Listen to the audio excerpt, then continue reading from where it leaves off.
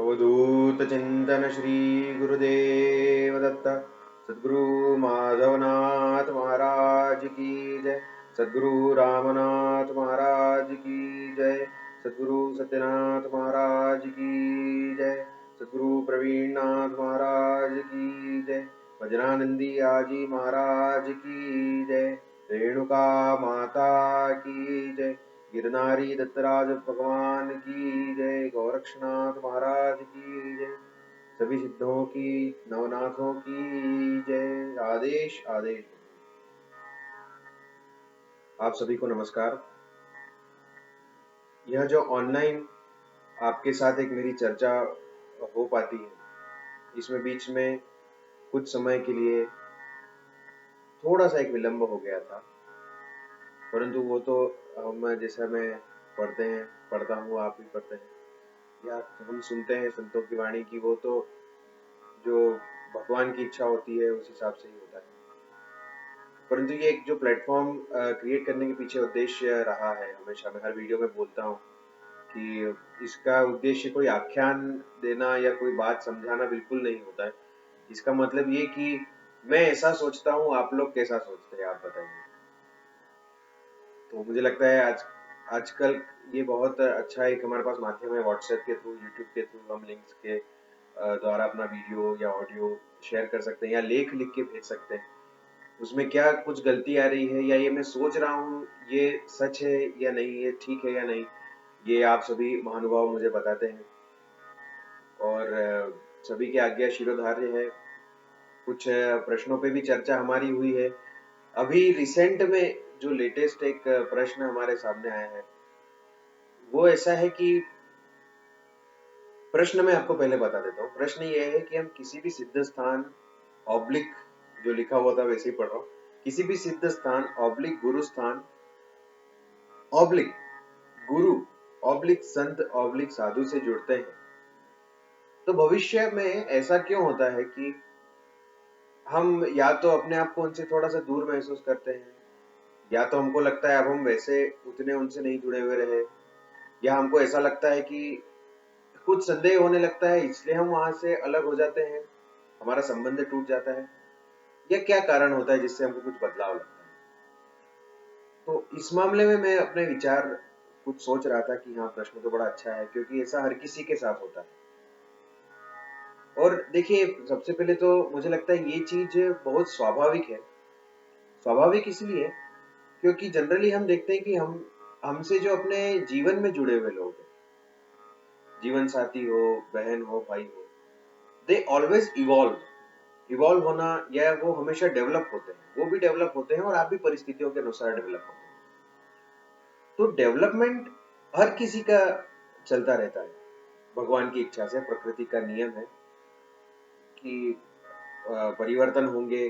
सकारात्मक भी हो सकते हैं, नकारात्मक भी हो सकते हैं, और सकारात्मक और नकारात्मक कौन सी चीज है ये हमारा रवैया डिसाइड करता है, ये हमारा पर्सपेक्टिव होता है, ये हमारा दृष्टिकोण होता है।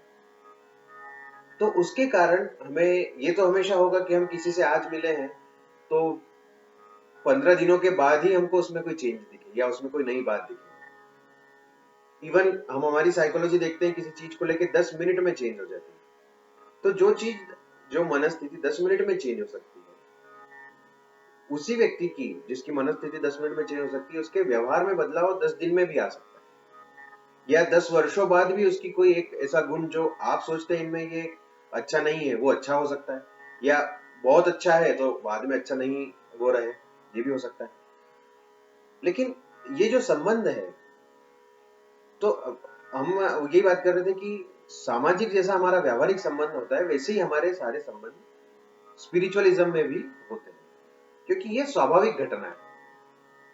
अब रही दूसरी बात, तो संबंध होना या नहीं होना, या फिर हमारा किसी व्यक्ति विशेष से, जिनको हम गुरु बोलते हैं या हमारे गुरु बंधु या फिर भगवान या इष्ट देव, उनके मंदिर में बार बार जाना या फिर वहां पर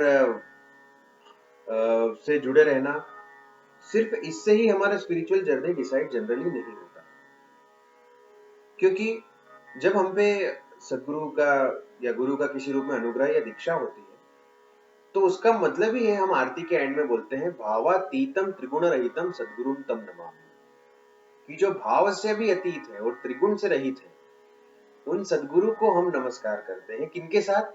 इन गुरु जी के साथ, जिन जिन साधु का, जिन संत को हमने गुरु रूप में धारण किया है, उन्होंने हमें शिष्य रूप में धारण किया, पहली बात तो हमने गुरु ने की, उन्होंने हमें अपनी शरण दी, तो वो एक शाश्वत संबंध हो गया। जो सच्चे अर्थों में संत होते हैं, हमारे गुरुदेव भी हमको हमेशा ये कहते हैं कि देखो वो संबंध जो है अनुग्रह या दीक्षा का जो भी है वो शाश्वत है, उसको आप डिगा नहीं सकते। और उसका इससे संबंध नहीं होता है कि आप वहां पर रोज जा रहे हैं या फिर दिन में 2 बार जा रहे हैं या फिर महीने में 1 बार जा रहे हैं या साल में 1 बार जा रहे हैं, इससे पहली बात तो संबंध नहीं। हाँ, सिद्ध स्थानों पे या गुरु के सानिध्य में जहाँ बहुत प्रचुर मात्रा में पॉजिटिव वाइब्स हैं, बहुत डिवाइन वाइब्स हैं, वहां पर जितना बैठे उतना कम है, ये बात तो है।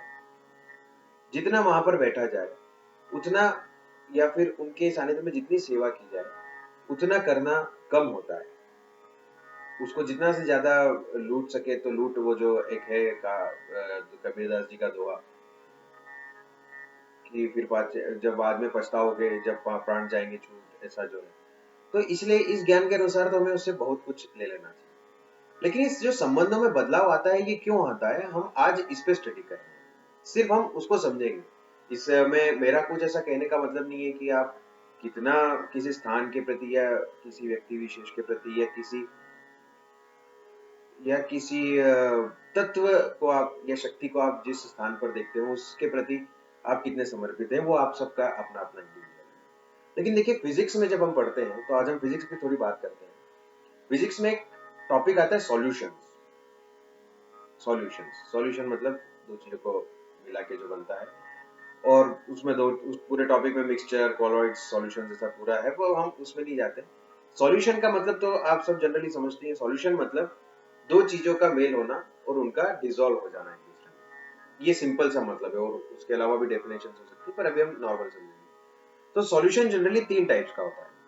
यहाँ एक में चार्ट भी आप लोगों को अगर दिख रहा होगा तो अनसेचुरेटेड सॉल्यूशन, सेचुरेटेड सॉल्यूशन, और अगर उसी को हीट करें तो होता है सुपर सेचुरेटेड सॉल्यूशन।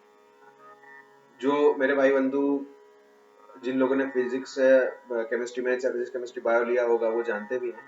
नहीं तो जनरली ये अर्लियर क्लास में ही ये एक प्रैक्टिकल करवाया जाता है कि 3 सॉल्यूशंस को हम कैसे पहचानें। तो उसमें पानी और नमक का जनरली होता है कि नमक जो हम डालते हैं पानी में डिसॉल्व हो जाता है। तो ऐसे करके 3 सॉल्यूशन बनाए जाते हैं, अनसेचुरेटेड, सेचुरेटेड और सुपर सेचुरेटेड सॉल्यूशन। अब ये तीनों होते क्या है और इनका गुरु शिष्य से या भगवान भक्त से कैसे इनका रिजेम्बलेंस है, कैसे मैं इनको कंपेयर कर रहा हूं। तो देखिए, आप ऐसा समझिए कि हम पानी हैं और पानी के अंदर भगवत कृपा रूपी नमक मिलाया जा रहा है, या फिर भगवान की अनुकंपा जिसके कारण हम भजन कर पा रहे हैं, कीर्तन कर पा रहे हैं, गुरु जी की सेवा कर पा रहे हैं, और बहुत सारे विविध प्रकार, हर कोई अलग अलग अपना चूज कर रहा है, वो सब कर पा रहे हैं, वो नमक है। अब इस प्रैक्टिकल में पहली स्टेप ये होती है कि पहले आप पानी को लीजिए एक फ्लास्क में, एक वेसल में, और फिर उसमें नमक मिलाना शुरू कीजिए। तो आपको पता है कि आप फिर नमक मिलाएंगे और थोड़ा सा अगर चम्मच से हिलाएंगे तो नमक घुलना शुरू हो जाएगा। ये कोई बहुत स्ट्रेंज बात तो नहीं है, वो नमक घुलेगा। लेकिन एक समय के बाद उस नमक का प्रेसिपिटेशन होने लगता है। प्रेसिपिटेशन यानी कि नमक उस पानी में घुलना बंद कर देता है। अब उस पानी में जब वो घुलना बंद कर देता है नमक, तो इसको बोला जाता है, उसके जस्ट पहले की जो अवस्था होती है उसको बोला जाता है अनसेचुरेटेड। यानी कि जब तक नमक पूरा घुल रहा है, आपको प्रेसिपिटेशन नहीं मिल रहा है, उसको बोलेंगे अनसेचुरेटेड अवस्था। ये साधक की शुरुआत की अवस्था होती है। शुरुआत में जब हमको नए अनुभव, नई अनुभूतियां मिलती है, तो साधक को लगता है हाँ और चाहिए और चाहिए, गुरुजी हमको कितनी नई चीजें बता रहे हैं। ये साधक है, देखो सब साधक यहाँ ध्यान की बातें कर रहे हैं, ये बातें कर रहे हैं, जब की तब की जितनी बातें उसको उस समय बताओ, वो सारी की सारी वो एक्सेप्ट करने को तैयार होता है, उस सब में स्टडी करने को तैयार हो जाता है। जो उसको मंत्र प्राप्त हो या जो साधना उसको प्राप्त हो या जो सेवा प्राप्त हो, उसको बड़ी लगन से करते हैं, और लगन से करना भी चाहिए। पर उस लगन में और एक अति जिज्ञासा होती है, जो कि एक्साइटमेंट है, जो होना भी चाहिए। तो तो वो शुरुआत होती है नमक के घुलने की, अनसेचुरेटेड अवस्था। इसके बाद एक समय के बाद हम देखते हैं नॉर्मल टेम्परेचर पे, अभी हम पानी का टेम्परेचर नहीं बढ़ा रहे, टेम्परेचर नहीं बढ़ा रहे मतलब साधक की तपस्या नहीं बढ़ा रहे, तपस्या है ना टेम्परेचर। तो जब हम पानी का टेम्परेचर नहीं बढ़ाते हैं, उसी केस में जब मैंने आपको बोला नमक प्रेसिपिटेट होना शुरू हो जाता है, यानी नमक आपको नीचे बैठा हुआ दिखने लगता है, इसका मतलब अब नमक आगे नहीं घुल पा रहा है पानी में बिना टेम्परेचर बढ़ाए, तो इसको बोलते हैं सेचुरेटेड अवस्था। सेचुरेटेड अवस्था मतलब, सेचुरेटेड का सिंपल सा मतलब है कि यार सेचुरेशन हो गया है, हम बोलते हैं ना किसी चीज के लिए, यानी बहुत अब लिमिट आ गई, इससे आगे अब नमक नहीं घुल रहा है, उसको बोलते हैं सेचुरेटेड अवस्था पानी की। तो ऐसे सॉल्यूशन में साधक कैसा हो जाता है कि जो बातें शुरू में उसको साधना के लिए प्रेरित करती थी, अब वो उसके बुद्धि के जड़त्व में कन्वर्ट हो जाती है। क्यों? क्यों? जो मंत्र या जो जाप, जो अनुष्ठान आपको दिया गया है, अगर उसके प्रति हम निष्ठावान नहीं है, अगर उसके प्रति हम जागे हुए नहीं है कि उसको हम वापस करें, रिवाइज करें, रिवाइज करें, रिवाइज करें, ऐसा नहीं है, तो और सिर्फ हमने जो दूसरी ऊपर की बातें सुन ली, जो बातें आउटपुट है, जैसे कि आपको भगवान के मूर्ति के सामने बैठ के अच्छी अनुभूति हुई, तो वहां तो मुझे बहुत अच्छा लगता है, ये जो बात है ये आउटपुट है, और आप वहां बैठे, आपने थोड़ा सा ध्यान किया, ये इनपुट है।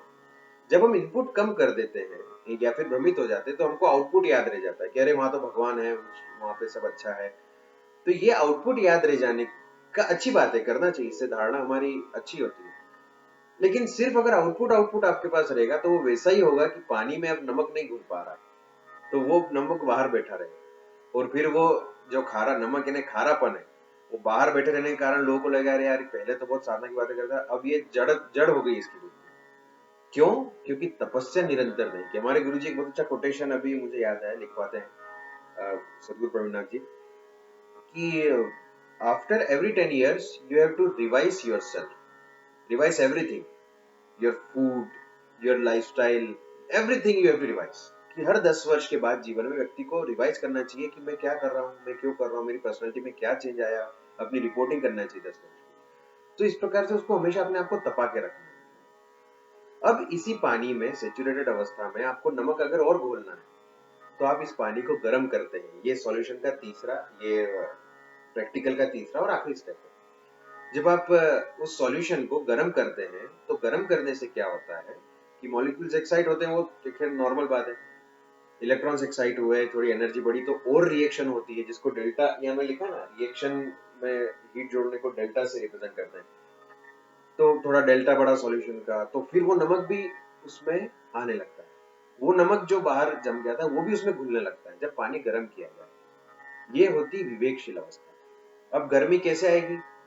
तो गर्मी आती है त्याग से, तपस्या से, वैराग्य से। त्याग, तपस्या, वैराग्य, स्वाध्याय, निरंतरता, नए अनुष्ठानों को भी समझना और पुराने अनुष्ठान क्या होते हैं, कैसे होते हैं, अंदर ही अंदर चिंतन करना, ये एक जो साइकिल अगर हम चलाते रहेंगे तो उसकी गर्मी से नए नए कॉन्सेप्ट्स भी हमारे अंदर घुलने लग जाएंगे। जो साधक इस चीज में पीछे रह जाते हैं, वो अपने आप, जैसे कि जो पानी आगे नहीं जा पाता ना, जो कचरा जो नदी के आगे नहीं जा, साथ में झरने तक नहीं जा सकता, वो किनारे पे साइड बाय साइड नदी खुद कर देती है झरने तक जाने के पहले।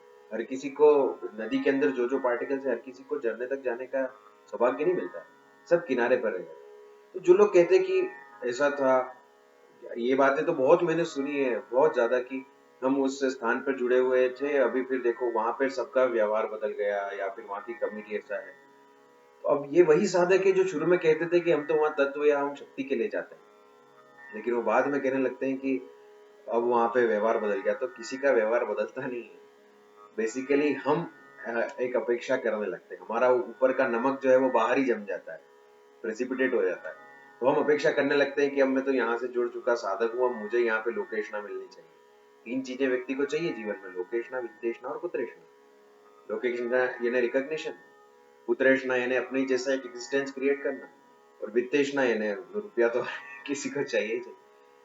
तो वो चीजें हमारी यहाँ जुड़ने लगती हैं। क्यों? क्योंकि हम कुछ नया एक्सप्लोर नहीं करते, कुछ नया नहीं करना चाहते। और क्या पहलू हो सकते हैं जो इसी तत्व को, इसी शक्ति को समझा जाए, उसमें एक्सपेरिमेंट नहीं कर रहे, और नए या फिर जो पुराना है ऑलरेडी उसको ही उतनी ईमानदारी से नहीं चलाते। उसके कारण प्रेसिपिटेशन हो जाता है। फिर हम यदि गर्म भी करते हैं तो गर्म करने के बाद मान लेते हैं एक साधक जो है जुड़े गुरुजी से, अब गुरुजी के पास उनकी दीक्षा हुई, दीक्षा होना यानी गुरुजी ने अपना ही शेड्यूल दे दिया उनको, गुरुजी ने अपना प्रोटोकॉल्स दे दिए कि अब जैसा मैं हूं वैसे आप रहोगे, तो भी वो होता क्या है, सुपर सेचुरेटेड सॉल्यूशन बन जाता है। सुपर सेचुरेटेड मतलब जब पानी बहुत गर्म हो चुका उसके बाद भी उसमें नमक एक अवस्था तक ही घुल पाता है, उसके बाद भी आप कितना ही घुलाएं एक समय ऐसा आता है कि फिर नमक का प्रेसिपिटेशन होने लगता है, फिर नमक नहीं घुल सकता, यानी फिर और अब अंदर चीजें नहीं जा सकती, अब कुछ और घुलेगा इस पानी में, या फिर और कुछ और इसका और कुछ नियति है, या इस नमक घुले पानी का आप कहीं और काम है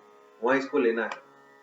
तो इसीलिए फिर ऐसे साधक के लिए गुरु के मुख से ही, जनरली मैंने कहानियों में या जो चरित्र है उसमें सही पढ़ा है सुना है कि फिर गुरु के मुख से ही बात निकल जाती, गुरु ही कह देते कि अब जा तेरा कंप्लीट हो गया है तेरी दीक्षा। जैसा किनके साथ हुआ, जैसा पीताम्बर शिंपी जी के साथ, गजानन महाराज जी के साथ रहते रहते रहते इतना वैराग्यशील वो हो गए कि उनको खुद को ही ध्यान नहीं रहा कि मेरा वस्त्र जो है फटा हुआ है और ऐसा दिख रहा है।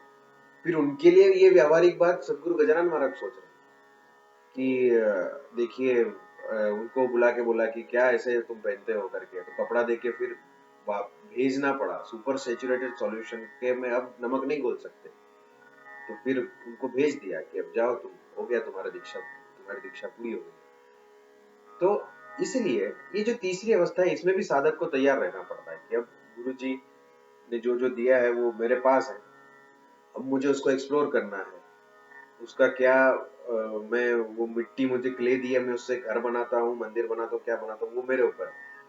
तो फिर वो एक अलग उनकी रास्ता राह निकलती है। तो ये जो हमारा प्रश्न है आज का कि हमारा इस सिद्ध स्थान से संबंध क्यों छूट जाता है या हम क्यों चेंज हो जाते हैं या क्या परिस्थितियों में बदलाव आते हैं, तो पहले तो तीन में से एक डिसाइड कीजिए कि आप अभी अनसेचुरेटेड सॉल्यूशन है, आप सेचुरेटेड सॉल्यूशन है या आप सुपर सेचुरेटेड सॉल्यूशन हो चुके हैं। ये आपको स्वयं से पूछना पड़ेगा वो साधना की पद्धति से जिससे आप उस तत्व से और शक्ति से जुड़े, ये आपको जुड़ने के बाद प्राप्त हुआ है या पहले ही प्राप्त हुआ है। तो अगर आप अनसेचुरेटेड सॉल्यूशन है तब आप में नमक नहीं घुल पा रहे, तब तो फिर आप ऊपर का ढक्कन हटाना पड़ेगा आपको, वेसल का ऊपर का ढक्कन हटाना पड़ेगा का मतलब खुलना पड़ेगा स्वाध्याय से, पहलू समझने पड़ेंगे, गुरुजी कैसे बात बताते हैं, गुरुजी क्या करते हैं, तो फिर क्यों गुरुजी ने ऐसा कहा, इसको ऐसा क्यों कहा, थोड़ा स्वाध्याय, थोड़ा चिंतन, निरहंकारिता, अहंकार का ढक्कन लगा रहता है, पुरानी धारणाओं का पूर्वाग्रह का ढक्कन लगा रहता है, वो सारे ढक्कन हटाइए पहले, और नमक मिलाना, नमक को आने दीजिए, नमक तो गुरुजी मिलाएंगे, नमक हमको नहीं मिला, नमक गुरुजी मिला देंगे, तो फिर वो हो गया। उसके बाद हो सकता है सेचुरेटेड सॉल्यूशन हो कि आपके पास चीजें आ गई, आपने ग्रंथ पढ़ लिए, आपने अनुष्ठान के तरीके समझ लिए, आपने बहुत सारी चीजें, आपने कर्मकांड सीख लिया, तो फिर हम अब तप नहीं कर रहे हैं, तो उसको तपा नहीं रहे हैं, एक्सप्लोर नहीं कर रहे हैं, नए नए साधकों से मिल नहीं रहे हैं, तो फिर आप सेचुरेटेड सॉल्यूशन तो नहीं बैठ के नहीं, ये सबसे वो अवस्था है मैं तो कहता हूँ, क्योंकि अनसेचुरेटेड कोई है तो ठीक है, अच्छा है, सुपर सेचुरेटेड है तो बेस्ट है, लेकिन जो सेचुरेटेड सॉल्यूशंस होते हैं वो ना इधर के ना उधर के, ना तो साधना में कुछ बहुत नया उनको होता है तो वहां की फ्रस्ट्रेशन, और संसार में कोई उनको मान नहीं रहा है, कोई पूछ नहीं रहा है, फिर वहां का ईगो, तो इसमें वो बड़े पिस जाते हैं। ऐसा ये एक थोड़ा सा चिंतन मैं आप लोगों से शेयर करूं, बताइएगा आप सही है कि नहीं। तो वो सेचुरेटेड सॉल्यूशन तो नहीं है आपकी, आपके पास बातें तो बहुत इकट्ठी हो गई कि गुरुजी सब कर देंगे, गुरुजी की भक्ति करो, माँ की भक्ति करो, भगवान शिव जी की भक्ति करो, दत्त भगवान की भक्ति करो, ये बातें तो बहुत इकट्ठी हो गई, लेकिन इसमें अंदर कुछ लॉ जल रही है कि नहीं, नमक घुल रहा है कि नहीं, पानी की क्वालिटी बदल रही है कि नहीं, अगर नहीं हो रहा तो फिर गलत है। तो फिर गर्म कीजिए स्वयं, और गर्म करने के बाद भी जब प्रेसिपिटेशन आने लग जाए तो समझ लीजिए कि इतना ही नमक हमें घुलवाना है, इसके बाद नमक अब नहीं घुलेगा। अब जो घुला हुआ नमक है उसको कहाँ पर छोड़ना है, वो क्यों घोला गया, फिर आप इन चीजों को एक्सप्लोर, जो जो संतों ने किया, जो शिष्य करते हैं, ये मैं कोई नहीं होता हूँ कहने वाला, मेरे कुछ हैसियत नहीं है कि मैं ये बात कहूँ, ये जनरली हो जाता है, ये गुरु के, सदगुरु के मुख से ही ऐसे शब्द निकलते हैं कि अब आपका ये कार्य पूरा, जो हमने पीताम्बर शिंपी जी की बात की कि अब आपका ये कार्य पूरा हो गया है, आपकी ये साधना कंप्लीट हुई, अब ये चेंज आएगा, अब ये मोड़ आएगा, तो फिर बिना कोई मोह किए, बिना कोई चिंतन किए साधक जो है चले जाते हैं। जनरली ऐसा ही आप जितने चरित्र पढ़ेंगे उसमें जो जो साधक परिपक्व हो गए सुपर सैचुरेटेड सॉल्यूशन बनने के बाद, जिसकी पुष्टि भी गुरु करेंगे कि आपका ये पद्धति है, इसमें आप अभी हो चुके हो, ठीक है अब आप जाओ, आपको जो कार्य करो। क्योंकि गुरु जो ये हम एक संबंधों की बात कर रहे हैं, इसमें जो मेन शक्ति है, जो मेन तत्व है, या जो जिस भगवान की मूर्ति के में हम मानते हैं तो उसमें जो तत्व है, उसमें शक्ति है, वो निष्प्रह ही होता है।